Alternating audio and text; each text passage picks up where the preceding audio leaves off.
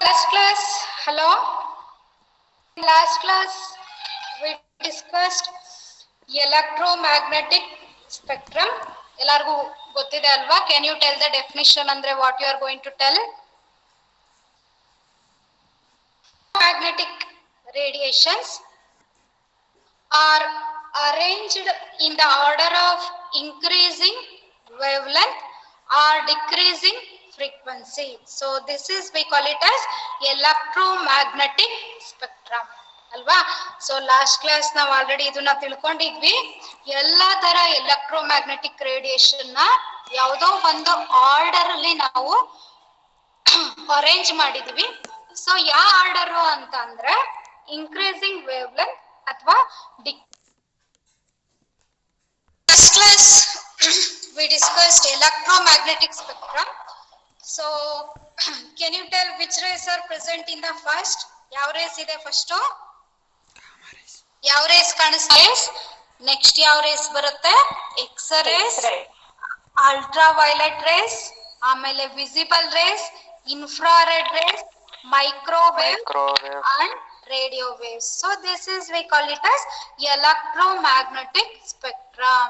ಹಾಗಾದ್ರೆ can you tell gamma rays are having lowest energy ಅಥವಾ higher energy ಇದೆಯಾ gamma rays ಗೆ ಅಂದ್ರೆ what is your answer? ಅಥವಾ frequency ಜಾಸ್ತಿ ಇದೆಯಾ ಕಡಿಮೆ ಇದೆಯಾ ಅಂದ್ರೆ what is your answer? gamma rays ಗೆ frequency ಜಾಸ್ತಿ ಇದೆಯಾ ಅಥವಾ ಕಡಿಮೆ? ಜಾಸ್ತಿ ಇದೆ. ಯಾಕೆ ಅಂದ್ರೆ ನೋಡಿ ಇಲ್ಲಿ ಕಾಣಿಸ್ತಾ ಇದೆಯಲ್ಲ, gamma rays, X rays, ultra violet, visible, infrared, microwaves, radio waves ಅಂತ ನಾವ್ ಈ ತರ ಬರ್ದಿದೀವಲ್ಲ, we have written in the order. ಯಾವ ಆರ್ಡರ್ ಅಲ್ಲಿ ಅಂದ್ರೆ increasing wavelength. Increasing wavelength ಅಂದ್ರೆ ಗಾಮಾ ರೇಸ್ಗೆ ಫಾರ್ ಎಕ್ಸಾಂಪಲ್ 10 ಇದ್ರೆ ಎಕ್ಸ್ ರೇಸ್ಗೆ 20, 30, ವಿಸಿಬಲ್ ರೇಸ್ಗೆ 40. ಸುಮ್ನೆ ನಾನು ಎಕ್ಸಾಂಪಲ್ ಹೇಳ್ತಾ ಇರೋದಷ್ಟೇ.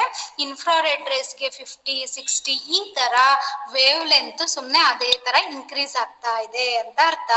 ಹಾಗಾದ್ರೆ ಫ್ರೀಕ್ವೆನ್ಸಿ ಯಾವ ತರ ಇದೆ ಅಂದ್ರೆ ಫ್ರೀಕ್ವೆನ್ಸಿ 50, 40, 30, 20, 10 ಈ ತರ ಫ್ರೀಕ್ವೆನ್ಸಿ ಏನಾಗ್ತಾ ಇದೆ?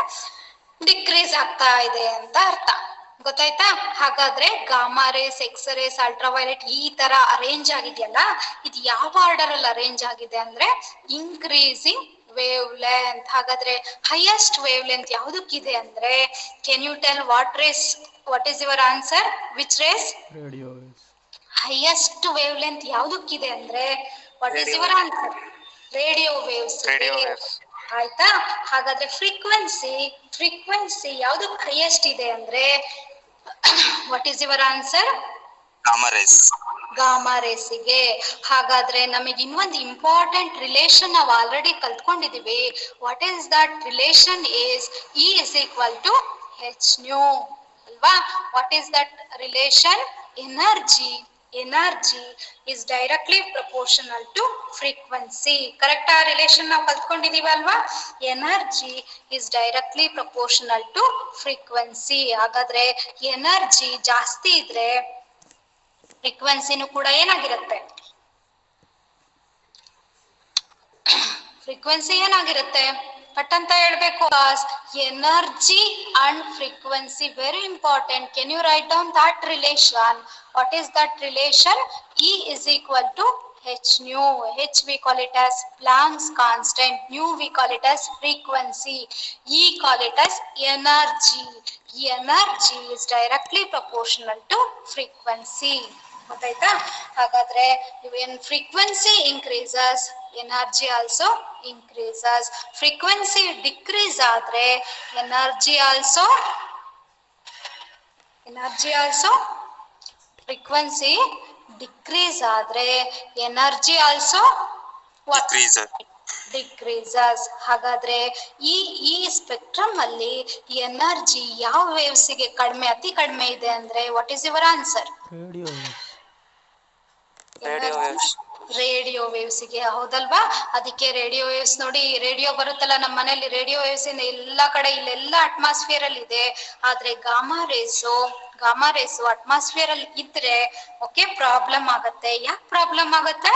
Because gamma race are having highest ಏನಿದೆ ಗಾಮಾ ರೇಸ್ಗೆ ಎನರ್ಜಿ ಇದೆ ಅಲ್ವಾ. ಗಾಮಾ ರೇಸ್ಗೆ ಹೈಯೆಸ್ಟ್ ಎನರ್ಜಿ ಇರೋದ್ರಿಂದ ಅದಕ್ಕೆ ನಾವು ಆ ರೇಸ್ ನ ಡೇಂಜರಸ್ ಅಂತ ಕರಿತೀವಿ. ಆದ್ರೆ ರೇಡಿಯೋ ವೇವ್ಸ್ ನ ನಾವು ಡೇಂಜರಸ್ ಅಂತ ಕರಿಯಲ್ಲ. Why? Because radio waves are having lowest energy. ಗೊತ್ತಾಯ್ತಾ? ಹಾಗಾದ್ರೆ this electromagnetic spectrum is very important to study. What? To study spectroscopy. ಆಯ್ತಾ? So using these electromagnetic radiation we are going to study molecular spectroscopy. Okay, chapter. This spectrum is very important to study. Okay, molecular spectroscopy. ಗೊತ್ತಾಯ್ತಾ? ಹಾಗಾದ್ರೆ ನಾವು ಇಲ್ಲಿ ಯಾವೆಲ್ಲ race use ಮಾಡ್ಕೊಳ್ತೀವಿ ಅಂದ್ರೆ we are not using gamma rays, we are not using X-rays because they are having highest energy. ಹಾಗಾದ್ರೆ which rays we are using for spectroscopic study means ಯಾವ್ಯಾವ race ಅಂದ್ರೆ ಅಲ್ಟ್ರಾ ವೈಲೆಟ್ ರೇಸ್ ಯೂಸ್ ಮಾಡ್ಕೊಳ್ತೀವಿ, visible race use ಮಾಡ್ಕೊಳ್ತೀವಿ, infrared race use ಮಾಡ್ಕೊಳ್ತೀವಿ, microwave race use ಮಾಡ್ಕೊಳ್ತೀವಿ, radio waves ನ use ಮಾಡ್ಕೊಂಡು we are going to study what we are going to study rays ನ use ಮಾಡ್ಕೊಂಡು we are going to study. Okay, ಹಾಗಾದ್ರೆ ಯಾವ್ಯಾವ rays ಯಾವ್ಯಾವ ಸ್ಪೆಕ್ಟ್ರೋಸ್ಕೋಪಿ ಯೂಸ್ ಮಾಡ್ತೀವಿ depending on that we are going to give the name. ನಾವು ಈಗ for example ಅದ್ next ಓದ್ಕೊಳ್ಳೋಣ. ಇನ್ನೊಂದ್ ಸ್ಲೈಡ್ ಗೆ ಹೋಗೋಣ. So after that we are coming here back. Okay, so before that we are going to study types of spectroscopy. ಹಾಗಾದ್ರೆ ಯಾವ್ಯಾವ types ಇದೆ ಸ್ಪೆಕ್ಟ್ರೋಸ್ಕೋಪಿಲಿ ಅಂದ್ರೆ very simple atomic spectroscopy and molecular spectroscopy. ಇದೆಲ್ಲ ಲಾಸ್ಟ್ ಕ್ಲಾಸ್ ಆಗ್ಲೇ ಹೇಳಿದ್ದೆ ನಾನು ಅಲ್ವಾ. ಕೆಲವರಿಗೆ ಪ್ರಾಬ್ಲಮ್ ಇತ್ತು, ಕೇಳಿಸಿಲ್ಲ ಅನ್ನೋದಕ್ಕೆ ನಾವು ರಿವಿಷನ್ ಮಾಡ್ಕೊಳ್ತಾ ಇದೀವಿ. Atomic spectroscopy and molecular spectroscopy. Name itself tells atomic spectroscopy. Can you tell what is atomic spectroscopy andre what is your answer? It deals with the interaction of electromagnetic radiation with atoms. ಯಾವ್ದ್ರ ಜೊತೆ interaction ಆಗುತ್ತಂತೆ? Atoms ಜೊತೆ ಈ electromagnetic radiations ಅಂದ್ರೆ ಯಾವ್ದೆಲ್ಲ ಅಂತ ನಮಗೆ already ಗೊತ್ತಿದೆ. ಈ ಎಲ್ಲಾ ರೇಸು ಅಥವಾ ಕೆಲವು ರೇಸು ಆಟಮ್ಸ್ ಜೊತೆ ಇಂಟ್ರಾಕ್ಷನ್ ಆಗಿ ಸ್ಟ್ರಕ್ಚರ್ ನ ಸ್ಟಡಿ ಮಾಡಿದ್ರೆ ಅದಕ್ಕೆ ನಾವೇನಂತ ಕರಿತೀವಂತೆ? Atomic spectroscopy. Atomic spectroscopy is very simple and it is line like spectra we are going to get. Okay, ನಾವು ಒಂದ್ ಲೈನ್ ತರ spectra simple. Okay, atomic spectroscopy compare to molecular spectroscopy. ಹಾಗಾದ್ರೆ molecular spectroscopy ಅಂದ ತಕ್ಷಣ ನಿಮಗೆ ಏನ್ ಅನ್ಸ್ತಾ ಇದೆ? It deals with the interaction of molecules with the electromagnetic radiation. Molecule ಜೊತೆ ಎಲೆಕ್ಟ್ರೋಮ್ಯಾಗ್ನೆಟಿಕ್ ರೇಡಿಯೇಷನ್ ಇಂಟ್ರಾಕ್ಷನ್ ಆದ್ರೆ ಅದಕ್ಕೆ ನಾವೇನಂತ ಕರಿತೀವಂತೆ? ಮಾಲಿಕ್ಯುಲರ್ ಸ್ಪೆಕ್ಟ್ರೋಸ್ಕೋಪಿ ಅಂತ ಕರಿತೀವಿ. ಹಾಗಾದ್ರೆ ನೀವು ಆಸ್ BSc ಸ್ಟೂಡೆಂಟ್ಸ್ ಆಟಮ್ಸಿಗೂ ಮಾಲಿಕ್ಯೂಲ್ಸಿಗೂ ಏನ್ ವ್ಯತ್ಯಾಸ ಅಂತ ನಿಮಗೆ ಗೊತ್ತಿರ್ಬೇಕು. Can you tell what is the difference between atoms and molecules? ಅಂದ್ರೇನು, ಆಟಮ್ ಅಂದ್ರೇನು ಇದೆಲ್ಲ ಗೊತ್ತಿದೆ ಅಲ್ವಾ? ಏನದು ಮಾಲಿಕ್ಯೂಲ್ ಅಂದ್ರೇನು? How they are going to form? Molecules ಹೆಂಗ್ ಫಾರ್ಮೇಶನ್ ಆಗುತ್ತೆ? ಆಟಮ್ಸ್ ಎಲ್ಲ ಒಂದು ಅಥವಾ ಎರಡು ಅಥವಾ ಮೂರು ಆಟಮ್ಸ್ ಕಂಬೈನ್ ಆಗಿ ಏನ್ ಫಾರ್ಮೇಶನ್ ಆಗತ್ತೆ? ಮಾಲಿಕ್ಯೂಲ್ ಫಾರ್ಮೇಶನ್ ಆಗತ್ತೆ ಅಲ್ವಾ? ಹೆಚ್ಚು ಆಟಮ್ ಕಂಬೈನ್ ಆಗಿ H2 ಮಾಲಿಕ್ಯೂಲ್ ಆಗತ್ತೆ, Cl ಕಂಬೈನ್ ಆಗಿ Cl2 ಮಾಲಿಕ್ಯೂಲ್ ಆಗತ್ತೆ. ಅಂದ್ರೆ ಆಟಮ್ಸ್ 2, 3, 4, 5, 6 ಈ ತರ. ಕೇಳಿಸ್ತಾ ಇದೆಯಾ? ಈ ತರ ಆಟಮ್ಸ್ ಕಂಬೈನ್ ಆಗಿ ಏನ್ ಬರುತ್ತೆ? ಮಾಲಿಕ್ಯೂಲ್ಸ್ ಬರುತ್ತೆ. ಗೊತ್ತಾಯ್ತಾ? ಹಾಗಾದ್ರೆ ಆಟಮ್ಸಿಗೂ ಮಾಲಿಕ್ಯೂಲ್ಸಿಗೂ ಅಂತ ನಾವು ಥಿಂಕ್ ಮಾಡಿದ್ರೆ ಯಾವ್ದು ಕಾಂಪ್ಲೆಕ್ಸ್ ಅನ್ಸುತ್ತೆ ನಿಮಗೆ? ಮಾಲಿಕ್ಯೂಲ್ಸ್ ಒಂಥರ ಕಾಂಪ್ಲೆಕ್ಸ್ ಅನ್ಸುತ್ತೆ. ಯಾಕೆ ಕಾಂಪ್ಲೆಕ್ಸ್ ಅಂತ ಅನ್ಕೋಬೇಕು ಅಂದ್ರೆ ಆಟಮ್ಸ್ ಎಲ್ಲ ಕಂಬೈನ್ ಆಗಿ ಏನ್ ಬರ್ತಾ ಇದೆ? ಮಾಲಿಕ್ಯೂಲ್ ಬರ್ತಾ ಇದೆ. ಹಾಗಾದ್ರೆ ನಮಗೆ ಆಲ್ರೆಡಿ ಗೊತ್ತಾಗಿದೆ. ಓಕೆ, ಅಟಾಮಿಕ್ ಸ್ಪೆಕ್ಟ್ರೋಸ್ಕೋಪಿಗೆ ಕಂಪೇರ್ ಮಾಡಿದ್ರೆ ಮಾಲಿಕ್ಯುಲರ್ ಸ್ಪೆಕ್ಟ್ರೋಸ್ಕೋಪಿ ಸ್ವಲ್ಪ ಕಾಂಪ್ಲಿಕೇಟೆಡ್ ಅಂತ ಅನ್ಸ್ತಾ ಇದೆ. ಯಾಕೆ ಅನ್ಸ್ತಾ ಇದೆ ಅಂದ್ರೆ atoms 2 or 3 more atoms combine to form a molecule. ಅದಕ್ಕೆ molecular spectroscopy is complicated compared to atomic spectroscopy. ಗೊತ್ತಾಯ್ತಾ? ಹಾಗಾದ್ರೆ ನಾವೀಗ ಕಾಂಪ್ಲಿಕೇಟೆಡ್ ಅಂತ ಅಂತಿದೀವಲ್ಲ, ಈ ತರ ಕಾಂಪ್ಲಿಕೇಶನ್ ಯಾಕೆ, ಏನಾಗತ್ತೆ ಅಂತ ಅಂದ್ರೆ ಸೊ ಏನಾಗತ್ತೆ ಅಂದ್ರೆ ಈ ಮಾಲಿಕ್ಯುಲರ್ ಸ್ಪೆಕ್ಟ್ರೋಸ್ಕೋಪಿಯಲ್ಲಿ ಟ್ರಾನ್ಸಿಷನ್ಸ್ 3 ತರ ಟ್ರಾನ್ಸಿಷನ್ ಆಗತ್ತೆ. ಯಾವ ತರ ಟ್ರಾನ್ಸಿಷನ್, ಏನೆಲ್ಲ ಆಗತ್ತೆ ಮಾಲಿಕ್ಯೂಲ್ಸ್ ಅಲ್ಲಿ, ಏನೆಲ್ಲ ಯಾವಾಗ ಆಗುತ್ತೆ? ಏನು? ಯಾವಾಗ ನಾವು ಎಲೆಕ್ಟ್ರೋಮ್ಯಾಗ್ನೆಟಿಕ್ ರೇಡಿಯೇಷನ್ ನ ಮಾಲಿಕ್ಯೂಲ್ ಮೇಲೆ ಪಾಸ್ ಮಾಡಿದಾಗ ಏನಾದ್ರೂ ಚೇಂಜಸ್ ಆಗ್ಬೇಕಲ್ವಾ ಮಾಲಿಕ್ಯೂಲ್ಸ್ ಅಲ್ಲಿ? ಯಾಕಂದ್ರೆ electromagnetic radiations are the form of energy ಅಲ್ವಾ? ರೇಡಿಯೇಷನ್ ಅಂದ್ರೆ ಪ್ಯಾಕೆಟ್ಸ್ ಆಫ್ ಎನರ್ಜಿ ಇರುತ್ತೆ, ಫೋಟಾನ್ಸ್ ಇರುತ್ತೆ. ನಾವೇನ್ ಮಾಡ್ತಾ ಇದೀವಿ? ಎನರ್ಜಿನ ಮಾಲಿಕ್ಯೂಲ್ ಮೇಲೆ ಸಪ್ಲೈ ಮಾಡ್ತಾ ಇದೀವಿ. ಹಾಗಾದ್ರೆ ಮಾಲಿಕ್ಯೂಲ್ ಒಳಗಡೆ ಏನಾದ್ರೂ ನಡಿಲೇಬೇಕು. ಏನ್ ನಡೆಯುತ್ತೆ? ಏನಾಗುತ್ತೆ ಅಂದ್ರೆ ಟ್ರಾನ್ಸಿಷನ್ ಆಗುತ್ತೆ. ಎಂತ ಟ್ರಾನ್ಸಿಷನ್? ಟ್ರಾನ್ಸಿಷನ್ ಅಂದ್ರೆ ಎಲ್ಲಾರ್ಗೂ ಗೊತ್ತಿದೆ ಅಲ್ವಾ? ಗ್ರೌಂಡ್ ಸ್ಟೇಟ್ ಇಂದ ಎಕ್ಸೈಟೆಡ್ ಸ್ಟೇಟ್ ಗೆ ಟ್ರಾನ್ಸಿಷನ್ ಆಗತ್ತೆ. ಅಟಾಮಿಕ್ ಸ್ಪೆಕ್ಟ್ರೋಸ್ಕೋಪಿಲಿ ಏನಾಗುತ್ತೆ ಅಂದ್ರೆ ಒಂದ್ ಎಲೆಕ್ಟ್ರಾನಿಕ್ ಸ್ಟೇಟ್ ಇಂದ ಇನ್ನೊಂದ್ ಎಲೆಕ್ಟ್ರಾನಿಕ್ ಸ್ಟೇಟ್ ಗೆ ಎಕ್ಸೈಟ್ ಆಗತ್ತೆ.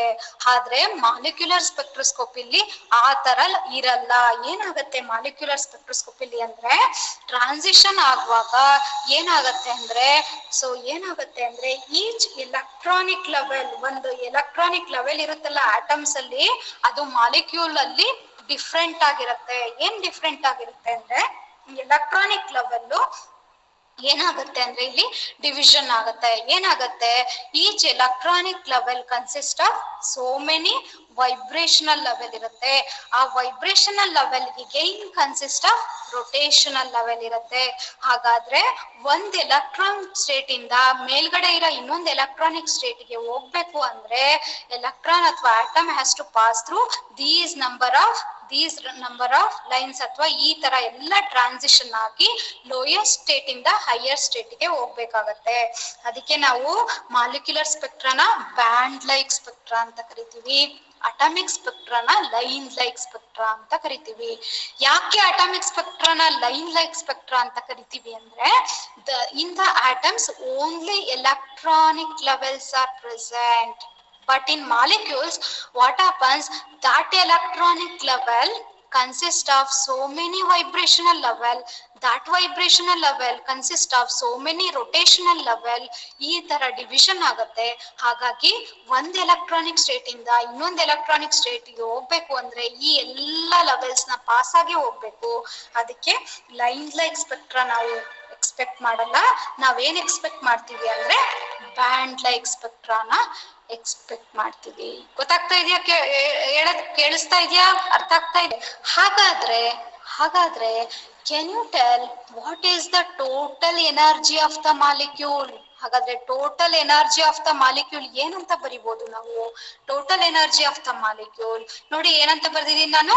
E is equal to E rotational. ಯಾಕಂದ್ರೆ ಮಾಲಿಕ್ಯೂಲ್ ಅಲ್ಲಿ ನಾವು ಆಲ್ರೆಡಿ ಈಗ ಕಲ್ತ್ಕೊಂಡ್ವಿ ಯಾವೆಲ್ಲ ಲೆವೆಲ್ಸ್ ಇರುತ್ತೆ, ಏನೆಲ್ಲ ಆಗುತ್ತೆ ಮಾಲಿಕ್ಯೂಲ್ ಅಲ್ಲಿ ಅಂದ್ರೆ ರೊಟೇಷನ್ ಆಗತ್ತೆ, ವೈಬ್ರೇಷನ್ ಆಗತ್ತೆ, ಎಲೆಕ್ಟ್ರಾನಿಕ್ ಟ್ರಾನ್ಸಿಷನ್ ಆಗತ್ತೆ. ಹಾಗಾಗಿ ನಾವು total energy of the molecule ನ ಈ ಈಕ್ವೇಶನ್ ಇಂದ ರೆಪ್ರೆಸೆಂಟ್ ಮಾಡ್ತೀವಿ. Total energy is equal to E rotational plus E vibrational plus E electronic plus ಇಲ್ಲೊಂದು ಕಾಣಿಸ್ತಾ ಇದೆ ನೋಡಿ ಹೊಸದಾಗಿ, E translational energy. E ಟ್ರಾನ್ಸ್ ಅಂದ್ರೆ ಏನ್ ಗೊತ್ತಾ? ಅದು E ಅಂದ್ರೆ ಎನರ್ಜಿ, ಅದು ಗೊತ್ತಾಯ್ತಾ? E ಟ್ರಾನ್ಸ್ ಅಂದ್ರೆ ಟ್ರಾನ್ಸ್ಲೇಷನಲ್ ಎನರ್ಜಿ. ಇದು ಕೂಡ ಇರುತ್ತಂತೆ ಮಾಲಿಕ್ಯೂಲ್ ಅಲ್ಲಿ, but we are going to neglect that. Okay, but we are considering rotational energy, vibrational energy, electronic energy. ಹಾಗಾದ್ರೆ can you tell what is the total energy of the molecule ಅಂದ ತಕ್ಷಣನೇ you are going to write the equation. What is that equation? E. What is E ಅಂದ್ರೆ ನೀವೇನ್ ಹೇಳ್ಬೇಕು? What is E ಅಂದ್ರೆ energy. ಗೊತ್ತಾಯ್ತಾ? Is equal to E rotational ಅಂದ್ರೆ rotational energy, E vibrational plus E electronic plus E translational. ಇದನ್ನ ನಾವು neglect ಮಾಡ್ತೀವಿ, ಆದ್ರೂ ಕೂಡ ನೀವು ಈಕ್ವೇಶನ್ ಅಲ್ಲಿ ತೋರಿಸ್ಬೇಕು. ಹಾಗಾದ್ರೆ ಈ ತರ ಈಕ್ವೇಶನ್ ನ ನಾವು ಒಂದು ನೇಮ್ ಇಂದ ಕರಿತಾ ಇದೀವಿ. ವಾಟ್ ಈಸ್ ದಟ್ ನೇಮ್ ಅಂದ್ರೆ ಬಾರ್ನ್ ಹಾಪನ್ಹೈಮರ್ ಅಪ್ರಾಕ್ಸಿಮೇಶನ್. ಸೊ ಇದಕ್ಕೆ ಒಂದು ಹೆಸರು ಕೊಡ್ತಾ ಇದ್ದಾರೆ. What is that name? Born-Oppenheimer approximation. ಇದು 2 mark question in the examination. What is Born-Oppenheimer approximation? ಅಂದ ತಕ್ಷಣನೇ you have to write E is equal to E rotation plus E vibration plus E electronic plus E translational. ಕೆಳಗಡೆ ಬೇಕಾದ್ರೆ E ROT, E rotational ಅಂದ್ರೆ rotational energy, vibrational energy ಅಂತ ನೀವು explain ಮಾಡಿ ಬರೆದ್ರೆ ಸಾಕು. You are going to get 2 marks. ಗೊತ್ತಾಯ್ತಾ? ಹಾಗಾದ್ರೆ Born Oppenheimer approximation 2 mark question ಇಂದ ಎಕ್ಸಾಮಿನೇಷನ್. ಆನ್ಸರ್ ಗೊತ್ತಾಯ್ತಾ ಎಲ್ಲಾರ್ಗೂ?